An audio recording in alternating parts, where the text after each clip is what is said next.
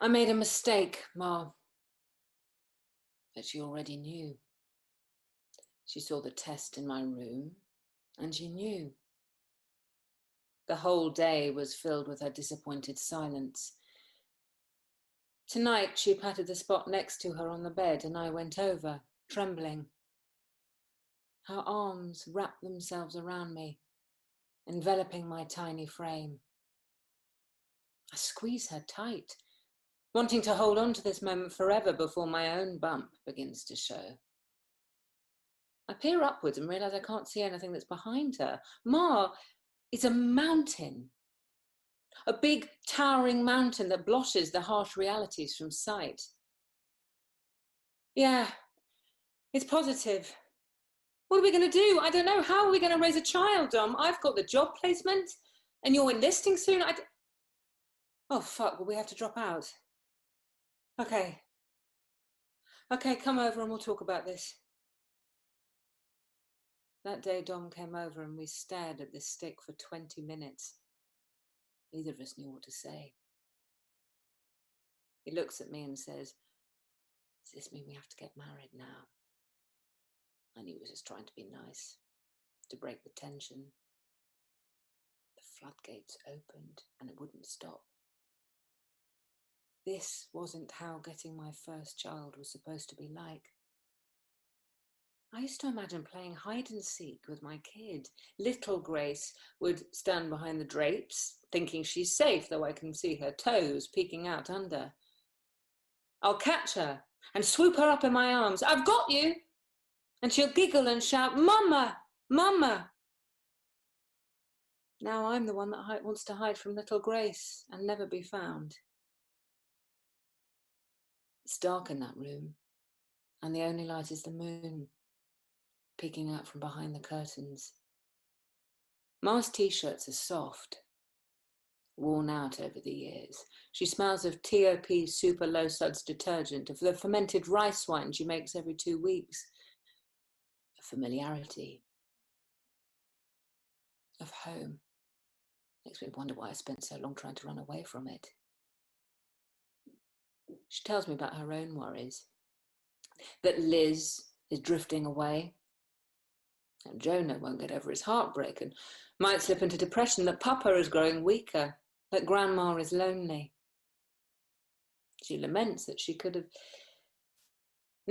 should have done more to support us and Papa.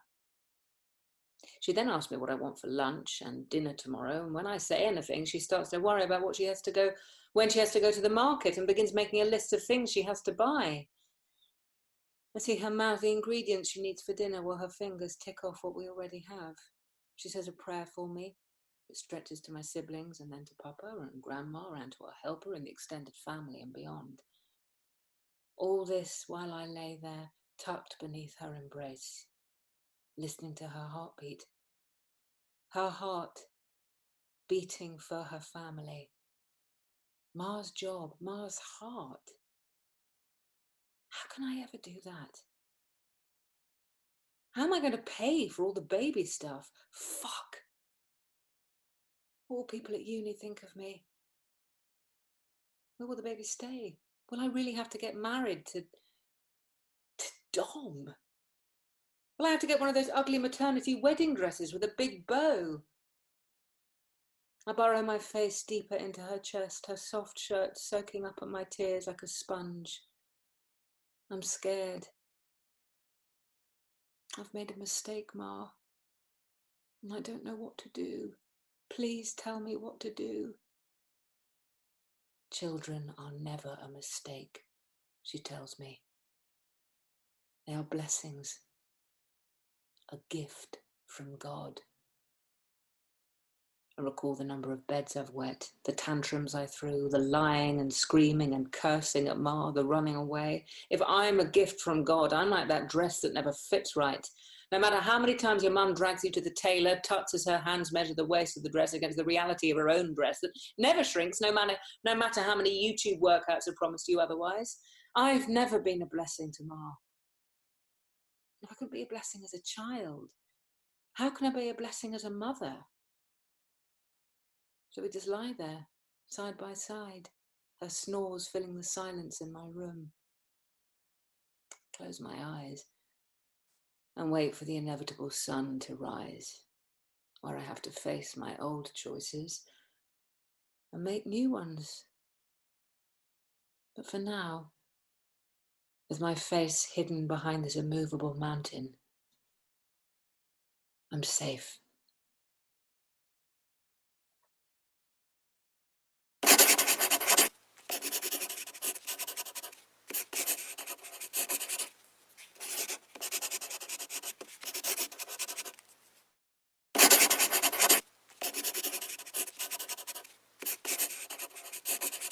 Dear Diary. Yes? No, you're not supposed to respond. Oh, sorry. Right, as we were. Dear Diary. Sorry, could I just... Yes. Sorry, but this is really getting tedious. I'm sorry. Well, it's just every day at the same time, it's like, I like so-and-so, this, and Sam thinks that, and it means nothing to me. It's not meant to. You're my diary. I'm keeping a record of my day. Well, could you do something a little more interesting? Like what? Like skydiving? I'm afraid of heights. Scuba diving? Do you have any ideas that aren't to do with diving? Astronomy? You think that's exciting? Yeah, spaceships, planets, Star Trek. No, that's not astronomy. Astronomy is observing the stars, like telescopes and that. Oh, no, don't do that. I don't want to know anything about Orion's belt and Polaris's stuff. Okay, well. Any other suggestions? Salsa dancing? Salsa dancing? It would be like that episode of Miranda. He wasn't bad at salsa dancing. She fell in a bucket. Maybe you'd be like Gary. No, I'm definitely more of a Miranda than a Gary. Okay, well, I'm running out of ideas here. I still don't see what's wrong with my life as is. It's just so samey. Well, a salsa dancer's diary would probably say the same thing. What do you mean? A salsa dancer's diary would probably complain that said salsa dancer does too much dancing. I bet that diary would crave for a day like mine. Maybe.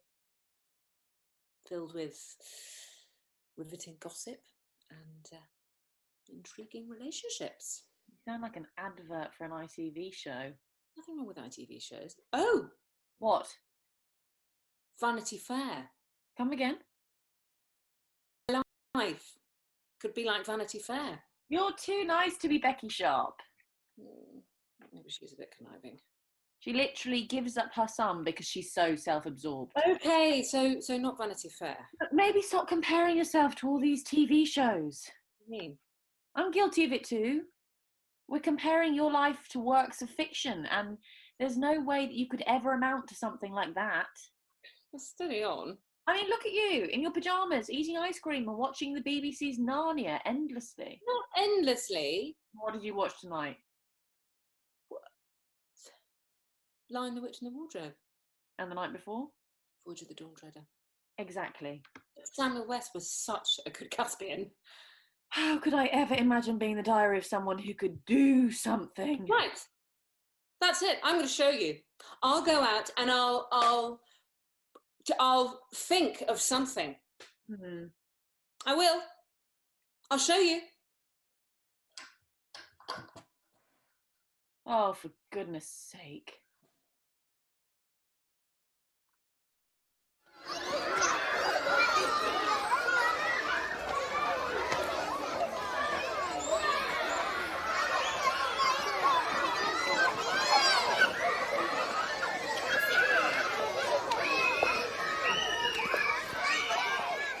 Do you think you'll sign up for it?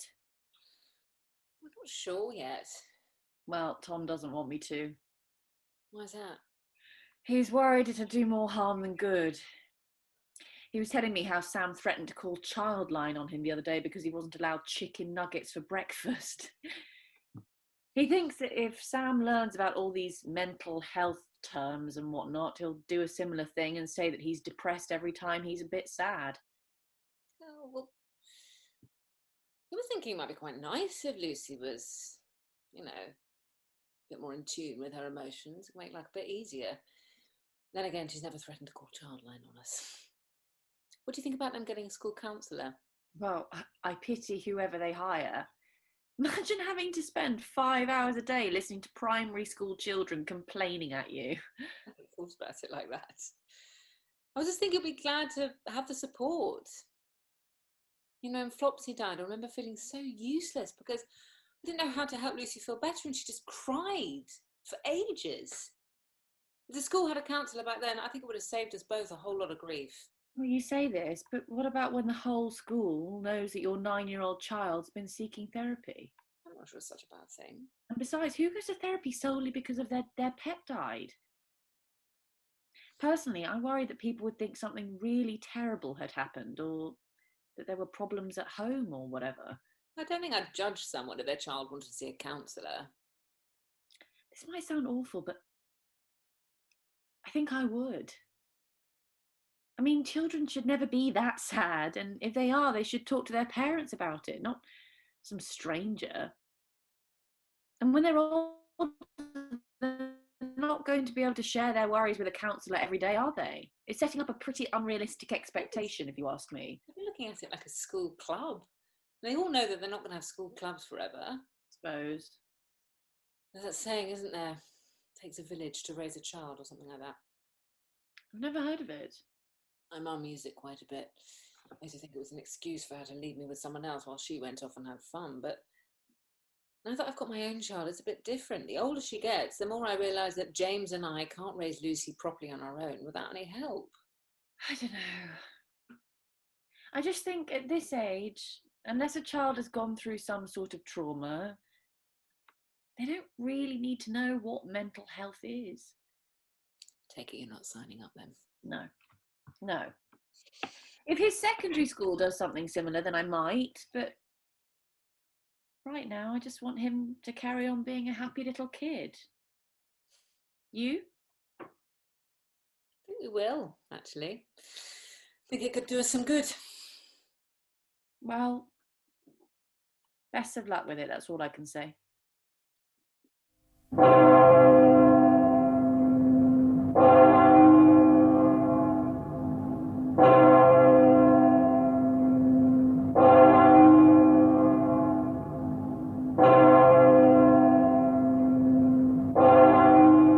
Come on, out with it then.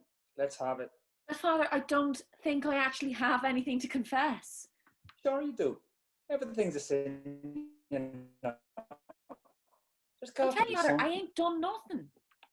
But you must have thought something, surely. Come on, you got to lay your transgressions before God. Father, I ain't thought nothing. Please, just untie me. No way, son. And if you say that one more time, I'm breaking out my paddle. Oh, please, Father. Don't beg with me, I won't have it. Weakness is a sin. It is. It is now. Yes, child, now out with it. I know you've been thinking, Dorothy. Father, this is getting really weird, and my mum will have it out with you when I tell her about this. I don't give a shit, son. This is between you, me, and God, son. Okay, Father. I'll think a little. No, the impure thoughts now. Well, thoughts about me impure thoughts, Father. Them's okay. All right, I'll just consider. Okay, Father. When I saw a Pepsi advert on the TV, I thought about the woman in it and how much I'd like to kiss her, Father. Oh, yeah, that's a bad one. God, don't like that. You don't? Oh, trust me, child, I know. I talk to him all the time. We's like best mates.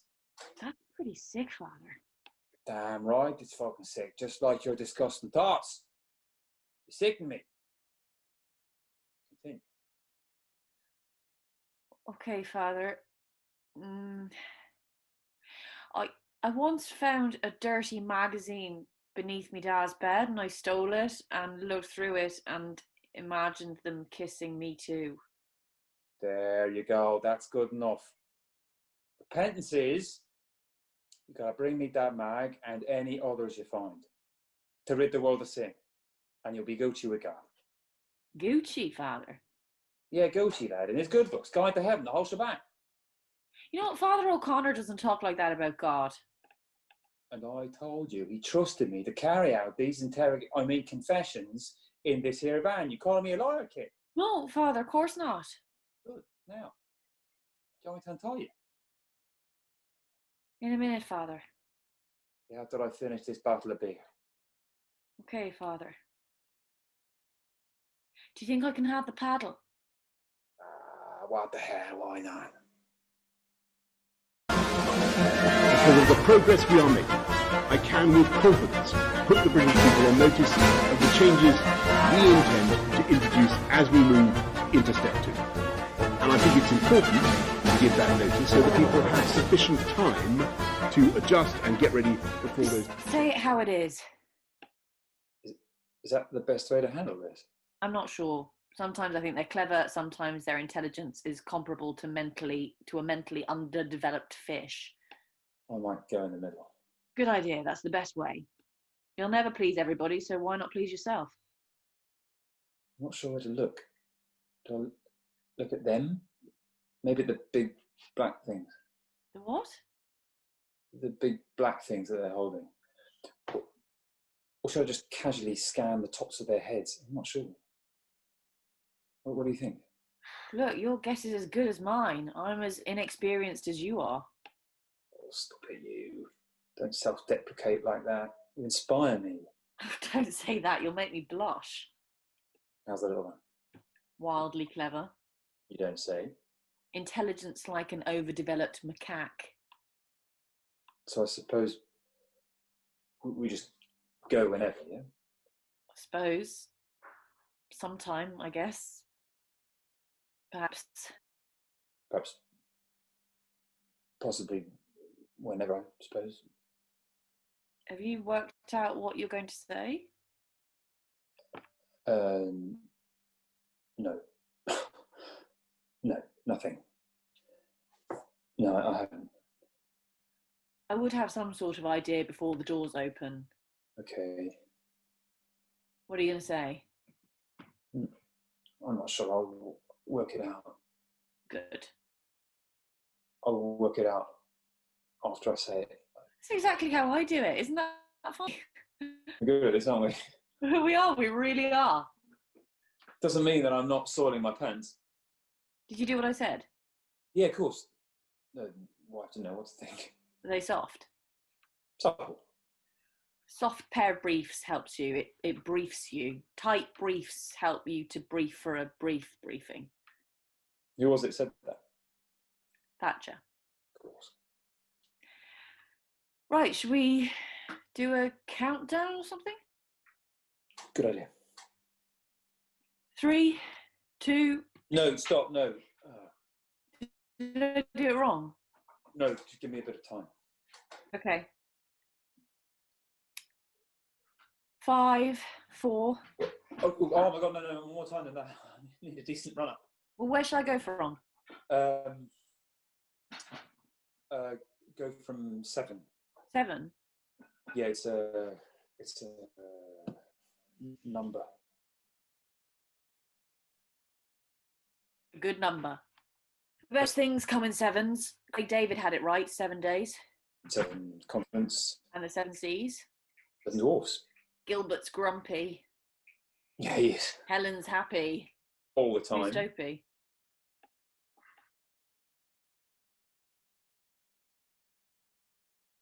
Beats me. Right, should we do this? The dogs are waiting. Oh, right, okay.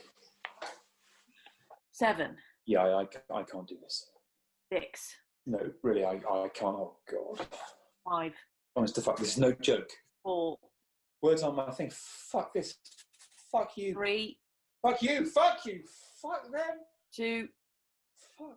Fuck my briefs. Bleeping. Fuck. 1.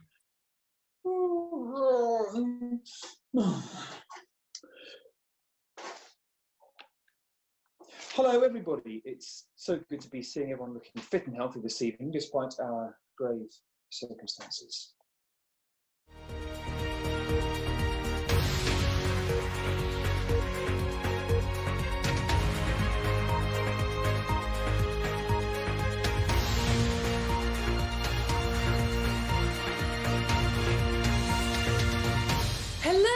And welcome to the News at 10. We are here to welcome last second 2-minute hand Jules. He is very happy to be interviewed with us today, and here he is with 2 feet and 2 hands. There you go, boy. Hello, and thank you for your welcome, Patricia.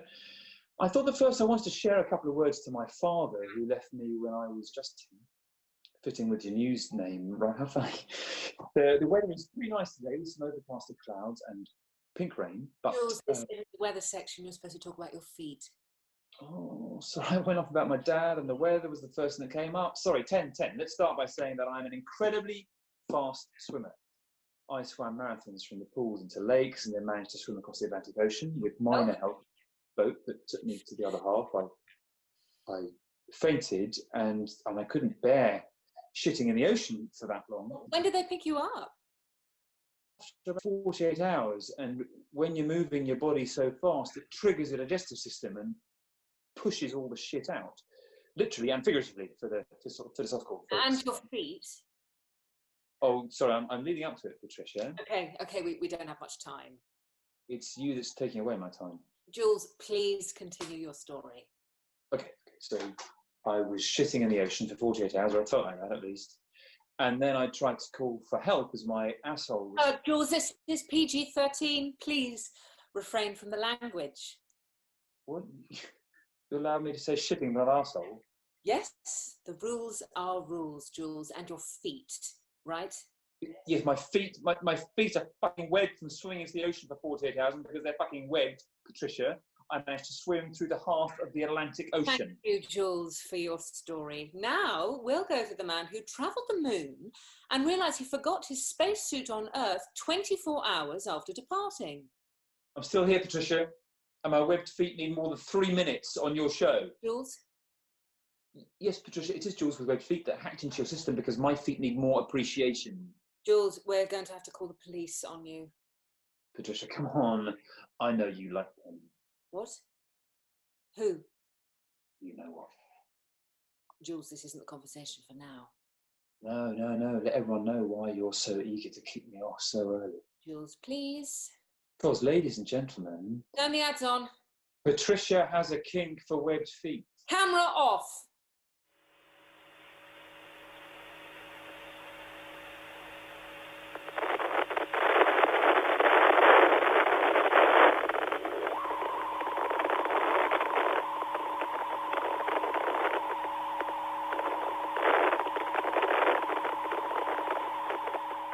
Hi, Al. How are you? Miss you. Hey, baby, yeah, I'm okay. I miss you too. What's it like up in space? Incredible. Oh my goodness, you have no idea how amazing just this last week up here has been. Studying the moon, mapping planets, and of course, zero gravity is so much fun. It's amazing. I wish I could have come with you. Me too. But hey, you always had a fear of heights. I'm not afraid of sprites. What's that got to do with anything? You've always been afraid of it, and of course it's kind of key in this conversation. I'm in space, I'm very high up. Why does height matter? You store cans where you need to. What? I don't believe it. What? I'm up in space achieving my dream, and all you care about is whether or not I look good. Well, I mean, you do, but that's not... Unbelievable. No, what amazing things have you done today? No, I can't believe the amazing job or things you're doing for us. Just straight into discussing how I look and asking if I'm getting a tan. I'm on a spaceship, Al, not a nice hot beach. Whoa, calm down. I didn't ask you if you had a tan. I was talking about storing cans. Storing cans? We don't store cans up here. We have the special space food. I told you that, don't you remember? Wait, you don't remember that? Were you even listening when I shared my news with you before? Yeah, of course I was listening, but you just started talking about Sprite, which comes in a can, and saying that I'm afraid of it. So all I can assume is that you now have cans up in space. I never said anything about Sprite. It was you who said something about me having a tan. I never said anything about a tan. I was talking about cans. Why were you talking about cans? Because you said I was afraid of Sprite. No, I didn't. Yes, you did. No, I didn't. You did. No, I didn't. Yeah, you did. When? When you told me I would hate it up in space because of all the Sprite, which is what now apparently I'm afraid of.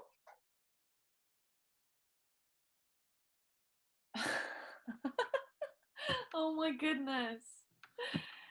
What is it? I didn't say you were afraid of Sprite. I said you were afraid of heights. Oh, that makes sense. I'm terrified of heights. Yeah, I know. Anyway, what have you been up to? Oh, just working mainly. I'm having to deal with another massive project at work, even though the first one they sent me is even more important.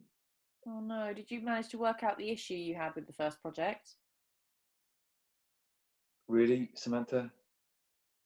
What? You just had a go at me when it sounded like I asked about your appearances, but it's perfectly okay for you to do it? What?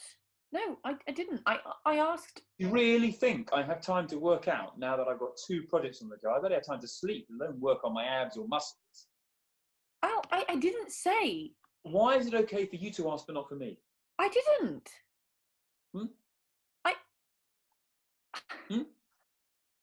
Hey? I asked if you had worked the issue out, not if you had worked out.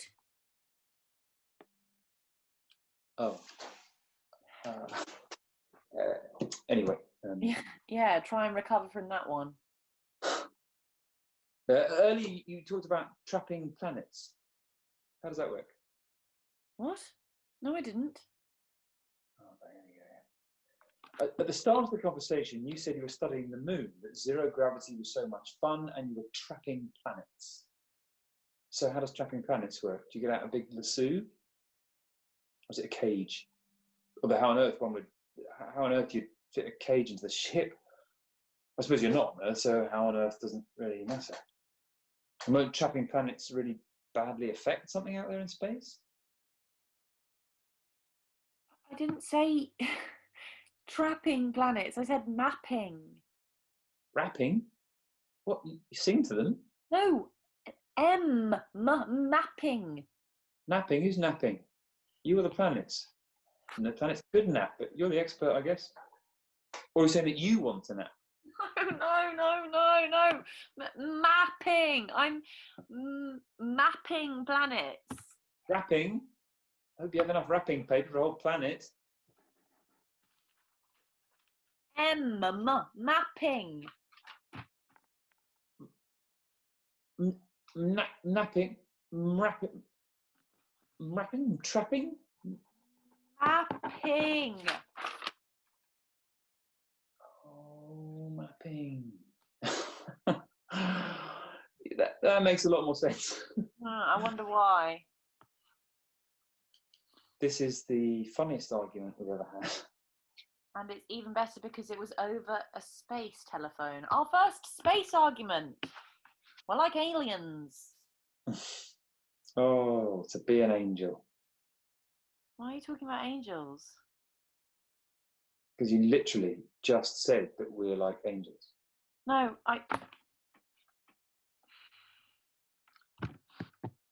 Yes, sorry, I did. I hope we don't have any more arguments, Ivy. Oh, trust me, with this poor connection, we will.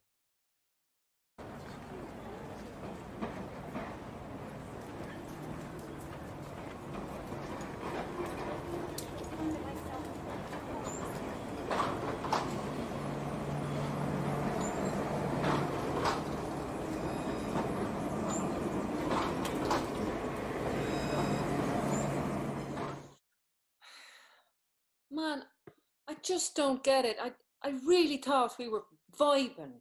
You get me? I know, man, I know. One of them things, You're like, what am I gonna do, bro? What are you talking about, man? Yeah, bro, like it's cool, but I'm just unsure, man. I'm a little hazy. What are you going on about, man? Man, come on, just... Here, man. Do you think I'm fit?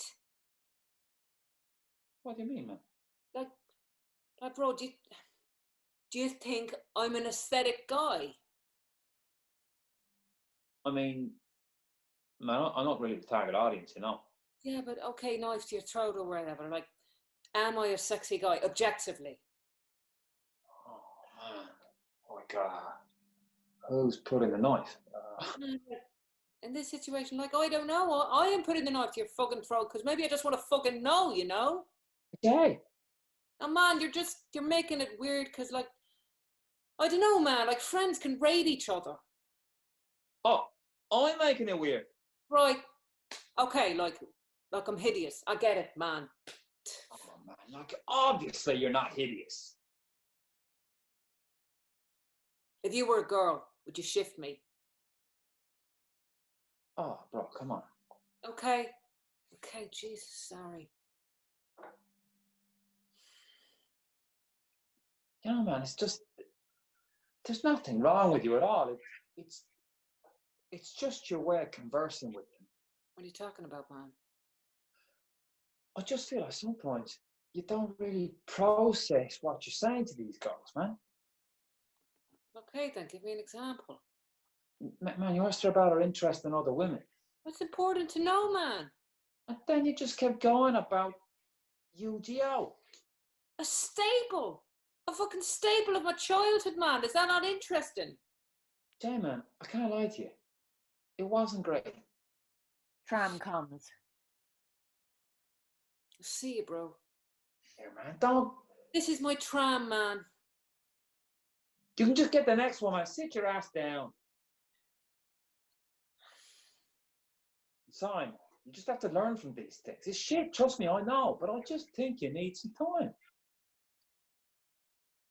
I'm just tired, man. I feel you, man. So... I'm tired of this, man. I just want people to like me, you know? I'm not a prick. I'm a good guy, so why don't they? Jay, man, come on, loads like you. Like who, man? Like who? Man, I try so hard. Like I keep just talking to people and being funny and shit. But the only way I get invited to these things is with you, man. It's so shit, dude. Like sometimes I think, does anyone even give a fuck about me? Me, Jay. Myself. Why the fuck would I be sitting on a tram station 25 minutes from my gaff after a fucking terrible night if I didn't like you? Don't want to hear you talk shit like this again, bro. I like you, dude. Your mum, she's like my mum. I wouldn't want to be doing this shit with anyone else.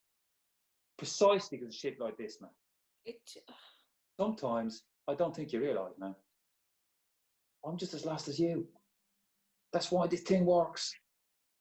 And just because I have a girlfriend and God's invited me tonight, don't mean I don't get scared, man. Because I am. I'm scared, and you are what helps me, man. It wasn't terrible, man.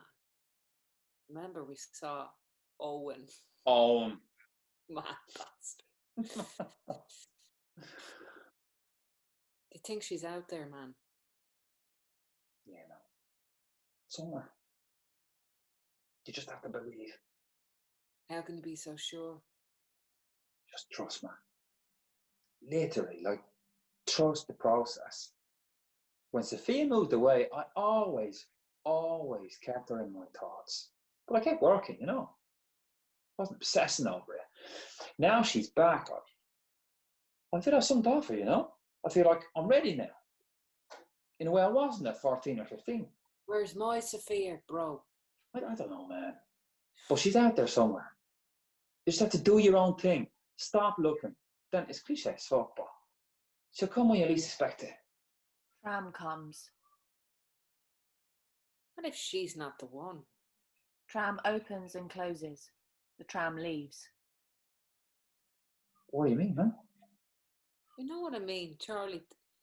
This is a girl who took off for 3 years. Now she's back and just waltzes back into your life. Man, why? I'm not being an asshole, man, but I don't know.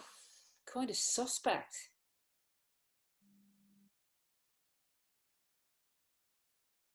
would you say something like that? I obviously didn't want to, you know. No, leave it, man. Leave it. Owen is mad though, isn't he? Last trams in 1 minute.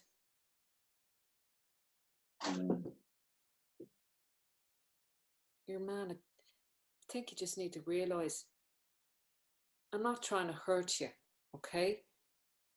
I'm attempting to help you because I care that my best friend is just throwing himself back into things recklessly without any regard for himself. I do not want to see you down to where you can go, man.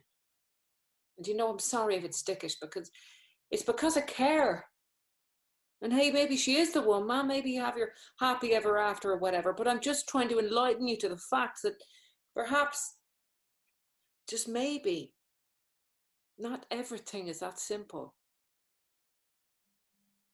Because at the end of the day, man, who's been here? No matter what, me. Because you're my best friend, man. Nothing can change that.